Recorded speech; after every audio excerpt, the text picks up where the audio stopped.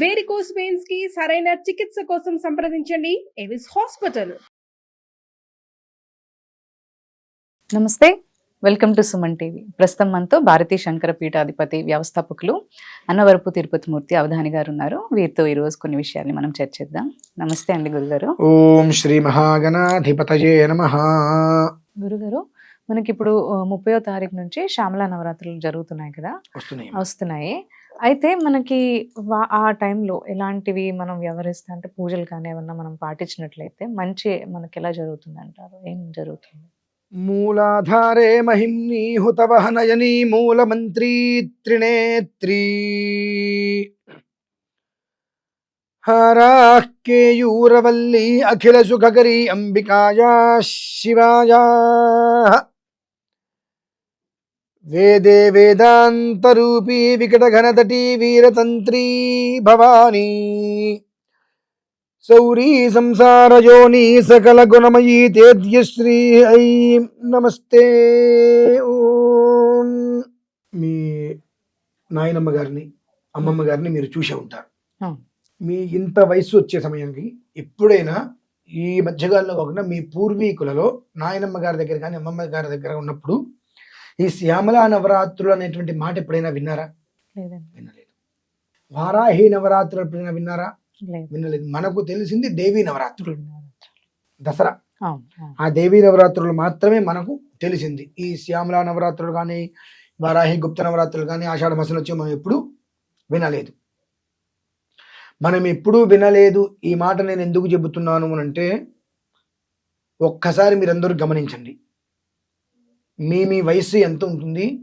ఈ ఒక 5, 6 లేదంటే 10, 12 సంవత్సరాలు సోషల్ మీడియా, ఈ మీడియా వచ్చిన తర్వాత మినహాయిస్తే అతపూర్వం మీ పూర్వీకులలో మీ నాయనమ్మ గారి దగ్గర నుంచి కానీ అమ్మమ్మ గారి దగ్గర నుంచి కానీ ఉన్నప్పుడు శ్యామలా నవరాత్రులు మనం ఇంట్లో కలశం పెట్టాలి, వారాహి నవరాత్రులు మనం ఇంట్లో కలశం పెట్టాలి అని ఎప్పుడైనా వచ్చినయ్యా అని ఒక్కసారి మిమ్మల్ని మీరు ప్రశ్న వేసుకోండి. ఆ తర్వాత ఈ వీడియో పూర్తిగా వినండి. ఎందువల్ల అంటున్నానంటే అమ్మా, ఇవన్నీ కూడా రహస్యకృతంగా చేసేవి.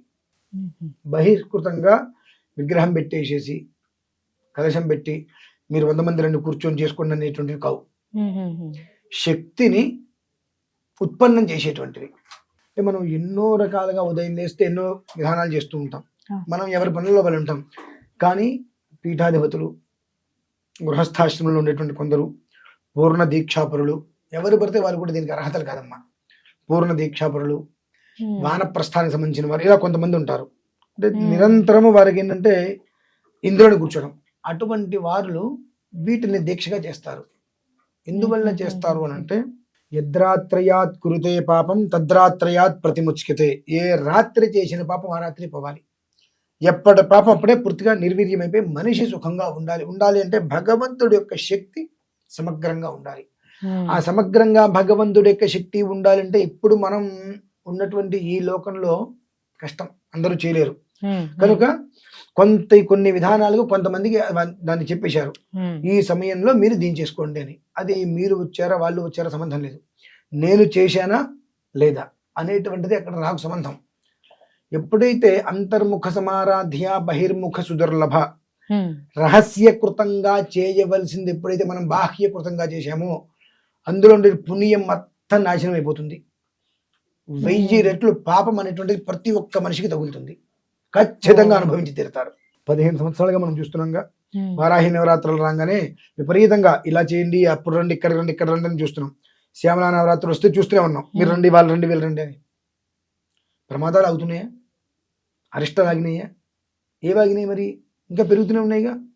ఏది చెయ్యాలో, ఎప్పుడు ఎలా చెయ్యాలో అది అప్పుడు అలా చేస్తేనే దాని యొక్క ఫలితం.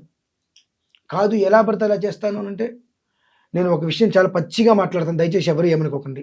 ఎందుకంటే అర్థం కావడం కోసం మాట్లాడుతున్నా. పెళ్లి ఎంతమంది చేస్తారండి? ఎంతమంది కలిసి చేస్తారు? కొన్ని 100 మంది కలిసి పెళ్లి చేస్తారు.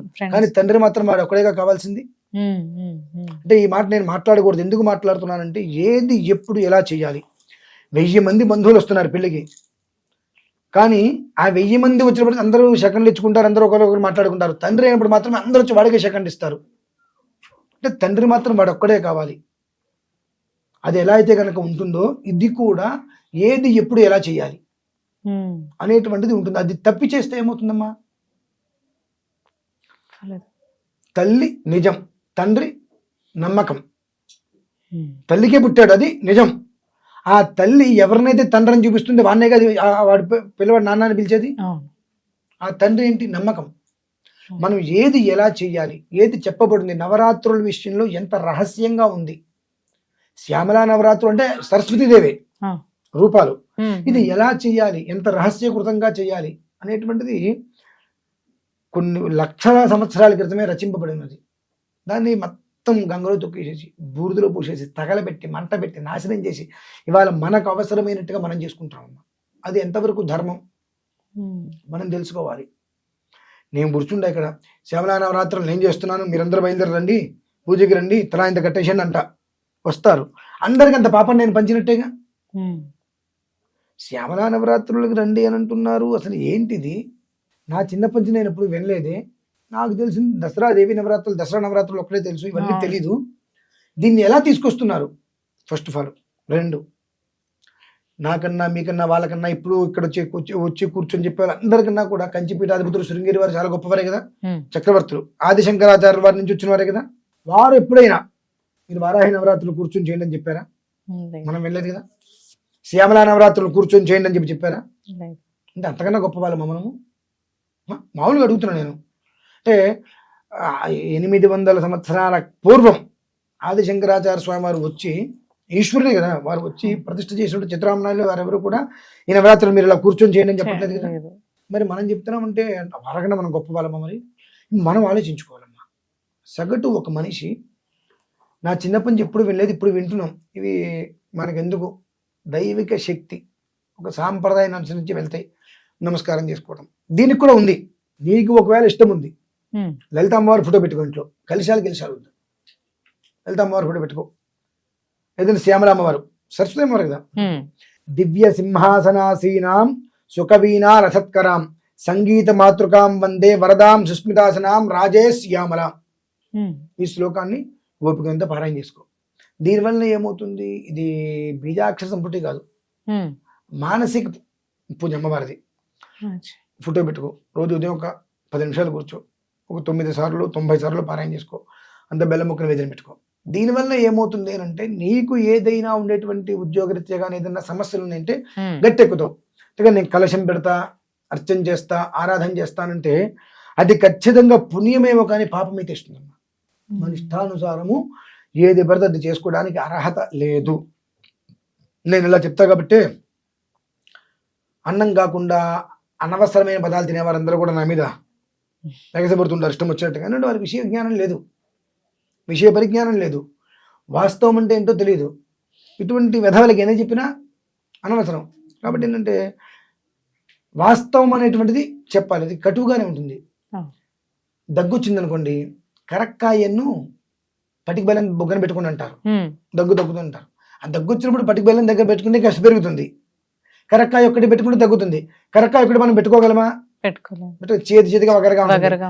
ఆ వగరు తగ్గించడం కోసం కరక్కాయ పక్కన చిన్న పటిక బెల్లం ముక్క పెట్టుకుంటే సరే కాస్త తగ్గినా ఆ వగరు దీన్ని కొట్టేస్తుంది, కనీసం తగ్గుతుంది కొంచెమైనా అని చెప్పి ఆ 2 కల్పిస్తాడు. నీకు పూర్తిగా తగ్గిపోయిన తర్వాత బెల్లం కిలోలు తిను, అప్పటి వరకు కరక్కాయ తిను, కష్టమైన నష్టమైన చెప్పి మొహం మీద చెప్తా. కాబట్టి కొంతమంది నీకు నచ్చితే ఎంత, నచ్చకపోతే ఎంత. నీకు నచ్చడం కోసం నేను చెప్పట్లా, విషయం చెప్తున్నా. వింటే బాగుపడతావు, వినలేదనుకో అలానే ఉంటావు. నీ జీవితాన్ని ఎవరు బాగు చేయలేరు, నీ జీవితం నువ్వే బాగు చేసుకోవాలి. విని అర్థం చేసుకుని ఆచరించుకుంటే బాగుపడతావు, లేదనుకోండి ఇంతే ఉంటావు, అంతే ఉండు. కాబట్టి నవరాత్రులు అనేటువంటిది మనం అందరం కూడా కలిసి చేసుకునేటువంటిది దసరా నవరాత్రులే. తర్వాత వచ్చేటువంటి ఏవి కూడా జనానికి ఉపయోగమైనవి కావు. జనం అంటే ఉపయోగం అంటే జనాలు చేసేటువంటివి కావు. నాలాంటి వారు దీక్షగా కొన్ని ఒక మాట చెప్తాను మీకు. ఈ వారాహి నవరాత్రులు కావచ్చు, శ్యామలా నవరాత్రులు కావచ్చు, కొన్ని రాత్రి పూట చేసే ప్రక్రియలు ఉంటాయమ్మా. అవి నేను చేస్తా, 10 మందిని పిలుస్తా. నేను ఏదో బురద గుమ్మడికాయ పెడతాను, దానికి ఏదో చేసినప్పుడు అమ్మాయి ఏదో తంత్రం చేస్తున్నా అనుకోవడానికి అవకాశం ఉంటుంది. ఆ అక్షతలు కూడా నేను నలుపుతో కలిపి తయారు చేస్తాను. సపోజ్ చూసినప్పుడు ఏమనిపిస్తుంది మనకి వెంటనే, మా అమ్మ ఏదో చేస్తున్నా అంటే ఇవన్నీ కూడా అమ్మవారికి శక్తినిచ్చేటువంటివి. కాబట్టి అమ్మవారికి శక్తినిచ్చేటువంటివి మనం గుళ్ళలో నివేదన పెడుతుంటే కష్టం వేసేస్తారు. ఎందువలన? దృష్టి పడవద్దు. 10 మందికి చేసేటువంటి విధానానికి అమ్మవారికి చేసే విధానానికి తేడా ఉంటుందిగా. అమ్మవారికి శక్తిని మనం సమకూర్చే విధానం, శక్తిని పెంపొందించే విధానం చేస్తున్నప్పుడు అది ఎవరి దృష్టి పడకూడదు. కాబట్టి రహస్యంగా చేసుకోవాలి. ఆ రహస్యంగా చేసేటువంటి దాన్ని కూడా బట్టబయలు చేస్తున్నారంటే ఇంక అర్థం ఏంటమ్మా. 2, ఈ శ్యామలా నవరాత్రులు అండి 9 రోజులు ఒక్కొక్క రోజు ఒక్కో రకంగా చేయాలి. ఈ రోజు ఈ ప్రసాదం పెట్టండి, ఈ రోజు కర్పూరం పెట్టండి, ఈ రోజు ఖర్జూరం పెట్టండి, ఈ రోజు ఈ ప్రసాదమే పెట్టండి, నేను చెప్పిన టైంలోనే పెట్టండి అని చెప్పి అనుకోండి, లక్షల వ్యూవర్షిప్ వెళ్తుంది. అన్ని లక్షల మంది జీవితాలు నాశనం. చైనా తెలియదు.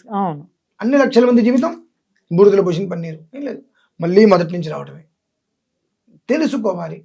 ఇవాళ కాకపోతే రేపుతో ఇంకో 10 ఏళ్ళకైనా తెలుసుకుంటే అక్కడి నుంచి జీవితం బాగుపడుతుంది. కాబట్టి శ్యామలా నవరాత్రులు అనేటువంటిది బహిర్గతంగా చేసేటువంటిది కాదు, అంతర్గతంగా నేను నా పీఠంలో చేస్తే మీకు చెప్పాల్సిన అవసరం నాకు లేదు, మీకు చెప్పాల్సిన అవసరం నాకు లేదు, నేను చేసుకోవాలి. ఒకవేళ మీకు ఎందుకు చెప్పాల్సి వస్తుంది, ఒకవేళ చెప్పాల్సి వస్తే ఆ నవరాత్రులు జరగడానికి ఖర్చు కావాలి. ఖర్చు నేను ఒక్కరిని భరించలేను కనుక మీకు చెప్తా. మీరందరూ తలా రూపాయి ఇచ్చారనుకోండి, ఆ రూపాయి ద్వారా పూజ వెళ్తుంది. ఆ రూపాయి ఫలితం ఎవరికి వస్తుంది? ఇప్పుడు ఆ పూజ నడవడానికి కారకులు ఎవరు అయ్యారు? ద్రవ్యం సమకూర్చడానికి మీరు అయ్యారు. అండ్ ఆ రకంగా మీకు ఆ పుణ్యం రావటమే తప్పితే నేను కూర్చొని కుంకుమ వేస్తాను, నేను కూర్చొని నక్షత్రాలు వేస్తాను, పూలు వేస్తాను, పుష్పాలు వేస్తాను, ఇంకో తీసుకొస్తాను, మళ్ళీ వజ్రాలు దండ వేస్తాను, ఉపయోగం లేదు. అక్కడ జరిగేటువంటి దానికి మన కృతంగా ఏదో ఒక ద్రవ్యం వెళ్ళాలి, మనం మనం ఉండాల్సిన అవసరం లేదు. కాబట్టి అన్యథా శరణం నాస్తి త్వమేవ శరణం మమ. కాబట్టి అమ్మా నీకు నమస్కారం చేస్తున్నాను, వాళ్ళు ఎవరో పూజ చేస్తున్నారట, నాకు చాతైంది నేను సహకారం చేస్తున్నాను, కాపాడుతుంది. ఈ దివ్య సింహాసనాసీనం అనేటువంటి శ్లోకం మీకు నేను ఇస్తాను, అందులో వేసుకోవచ్చు. ఆ శ్లోకం వాళ్ళు చదువుకుంటుంటే చాలమ్మా, అంతే తప్ప అక్కడ కూర్చొని కలశం పెట్టుకొని ఇవన్నీ చేసుకుంటానంటే లేనిపోయినటువంటి పాపాన్ని మూడగట్టుకోవటమే. దేవుడికి చేస్తే పాపాన్ని మూడగట్టుకోవటం ఎలా అవుతుందండి? మీరు మూర్ఖంగా మాట్లాడుతున్నారు, మీరు మహాకోపిష్టిగా చెప్తున్నారు, భయపెట్టేస్తున్నారు అంటే నీ కర్మ నువ్వు అనుభవిస్తావు. ఏది ఎప్పుడు ఎలా చేయాలో అలా చేయాలి.